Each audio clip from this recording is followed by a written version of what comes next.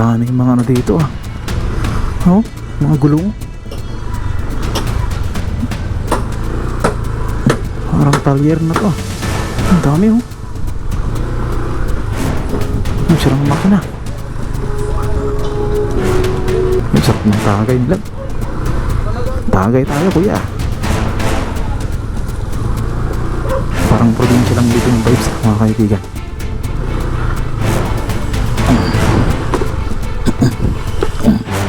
Putik. Mabalahaw tayo dito.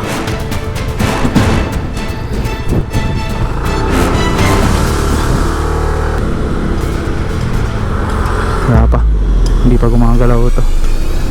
Wala kasi nanganganib yan. Natibagin talaga. Nasa ano siya eh. Nasa kalsada.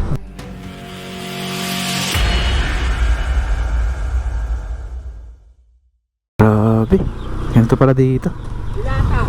Buti nakatagos tayo. Ayan.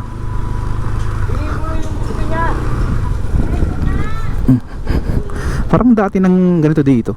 Talagang ano dito maputik. Lalo pagkatapos ng ulan. Oh, yeah, sige. Boom. Daming mga ano dito ah. Oh, mga gulong. Parang talyer na to ah. Yeah. Boom. Ah, ang dami. Oh, mga gulong, mga sirang sakyan. Dami dito. Parang junk shop yata to. Di kaya? Ang dami oh. Ang sirang makina.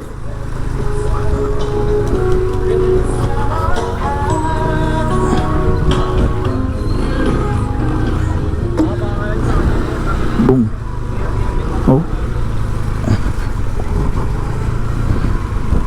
Hindi kaya dito yung mga chinachap-chap na mga ano, mga sakyan na hindi na ano, mga sirana. Ayan. Diretsuhin natin to. Sige lang, ang bahala.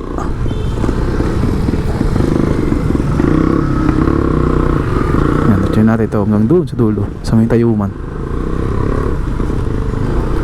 May daanan naman eh,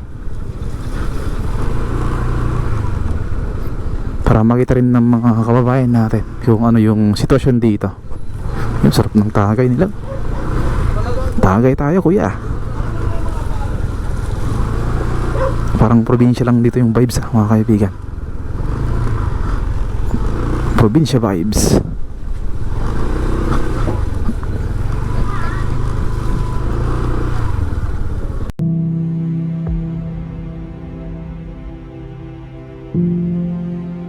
Ganito ang buhay ng maraming Pilipino sa abroad.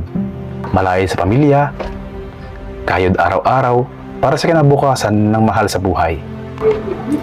Pero kahit malayo, hindi natitinag ang pagmamahal para sa pamilya nilang naghihintay sa Pilipinas.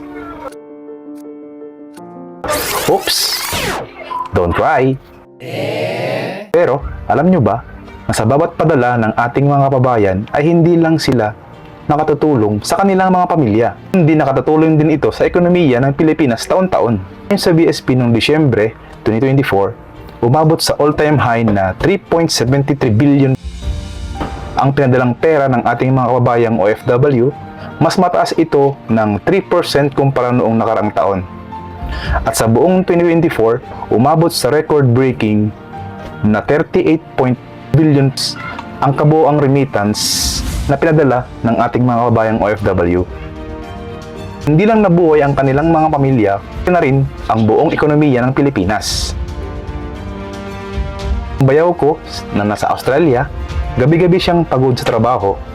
Pero kahit ganun, hindi siya nakakalimot magpadala sa kanyang pamilya. Gamit niya ang TapTap Send, mas mabilis, mas mura, at may bonus pa. Hindi na kailangan pumila o magbayad ng mahal. Sa TapTap Send, pwede kang magpadala diretso sa GCash, bank, o cash pickup gamit lang ang phone mo. I-download ang TapTap Send, sign up with one valid ID, Add your debit card, enter receiver's details, add my promo code, and send money. Meron ka na agad matatanggap na 80 Australian dollar kung ikaw ay magpapadala ng 50 Australian dollar. Mabilis, walang hassle, walang mahal na fee. Kaya, mag-tap send na! Let's go! Kailangan maging milyonaryo para magpagbigay. Sa bawat padala mo, may pag-asa, may pagmamahal, at sa tulong ng tap send, pinadali na ang padala sa puso.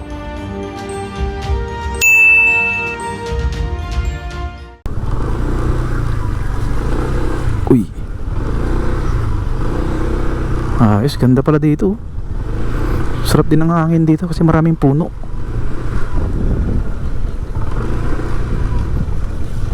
Maraming puno. Ay, maraming puno dito. Dumulas yung motor natin May release. Ito. Pum. Ayun.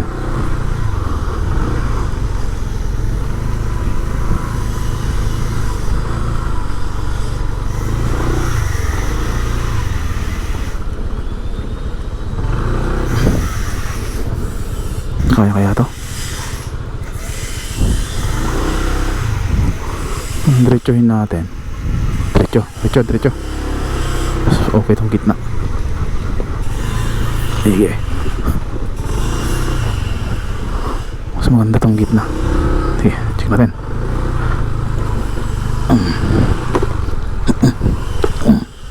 Putik. Mabalaho tayo dito.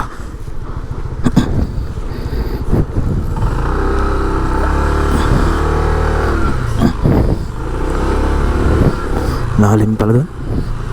Yeah, sige. Let's go. Sige. Kaya yan. Boom. Lalim.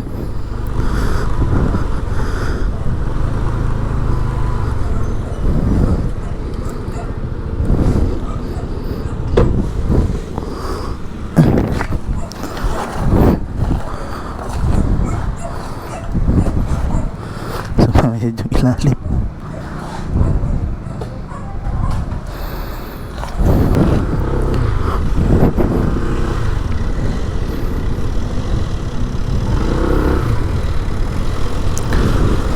Ito na yung mga tren ng PNR.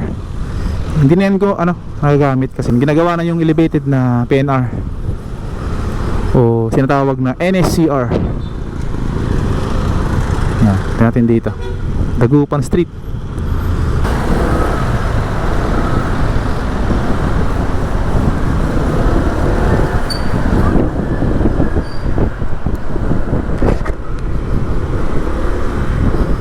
Ayan, itong katabi ng station ng Tutuban, andito yung andito yung barangay hall na nasa gilid ng kalsada sa may sidewalk.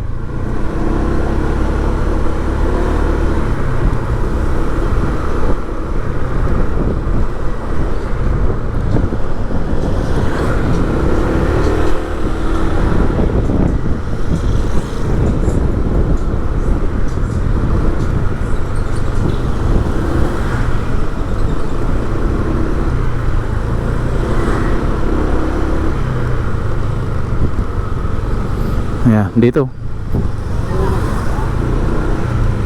Hindi ko alam kung may naayos na to o tinutuloy na. Wala, hindi pa tinutuloy ito. Wala pa. Hindi pa gumagalaw ito. Wala kasi nanganganib yan. Tibagin talaga. Nasa siya nasa kalsada, nasa gilid, sa bangketa. Alright, so dito ko lang tapusin itong update natin. At nakita nyo yung dinaanan natin kanina na sobrang daming mga doon, mga basura, malalim, tsaka maraming mga doon, mga pyesa ng mga sakyan na binabaklas. Thank you. Ingat talaga mga kaibigan, and God bless po sa ating lahat. Peace out.